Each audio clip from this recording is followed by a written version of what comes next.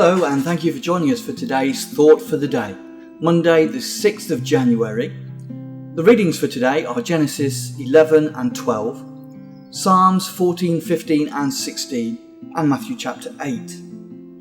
The title of today's thought is Nothing Will Now Be Impossible. In chapter 11 of Genesis we read, "Now the whole earth had one language and the same words," verse 1. "And they said, Let us build ourselves a city and a tower, lest we be dispersed over the face of the whole earth," verses 3 and 4. The Creator's reaction to this is recorded as being, "Behold, the people are one people, and they have all one language. And this is only the beginning of what they will do. And nothing that they purpose to do will now be impossible for them." Verse 6.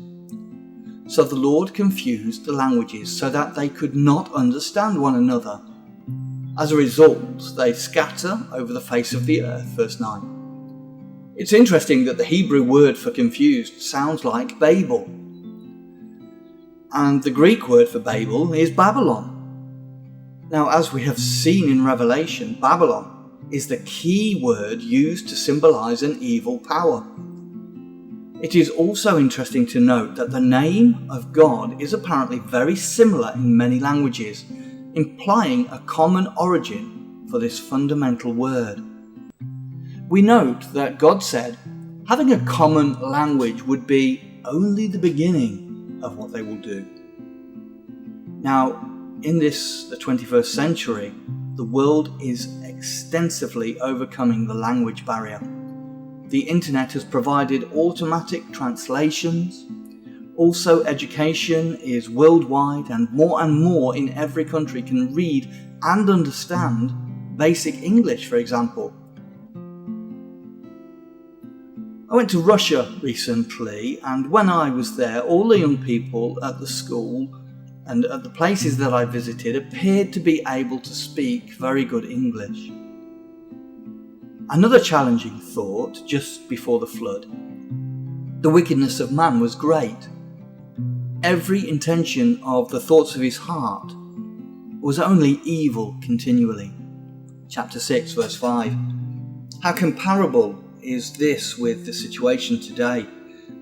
We would therefore anticipate eventual action by God again. As Bible readers know, the teaching of Jesus and his followers include such predictions. They built a ridiculously high tower in Dubai that is 860 meters tall, a modern Tower of Babel, if you like. A comment has been made that it was built near a fault line. Such locations are more prone to earthquakes.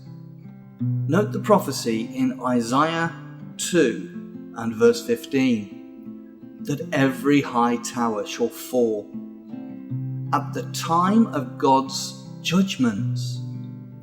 And how many high buildings are there in the world now? Most are claimed to be built so as to withstand earthquakes. Reflect on what you read in Isaiah 29 and verses 5 through to 7, and Revelation chapter 16 and verse 18, and similar passages. Our psalm reading today states, "The fool says in his heart, there is no God. They are corrupt. They do abominable deeds. The Lord looks down from heaven to see if there are any who understand, who seek after God." Chapter 14, verses 1 and 2. We pray, dear friends, that includes us, and that those who read these words do seek after God and find him.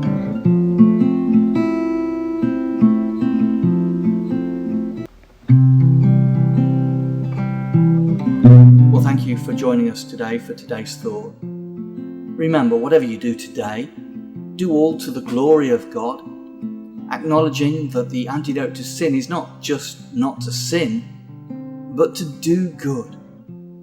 Please feel free to share this thought with your friends if you feel it might help them. Thank you, and God bless.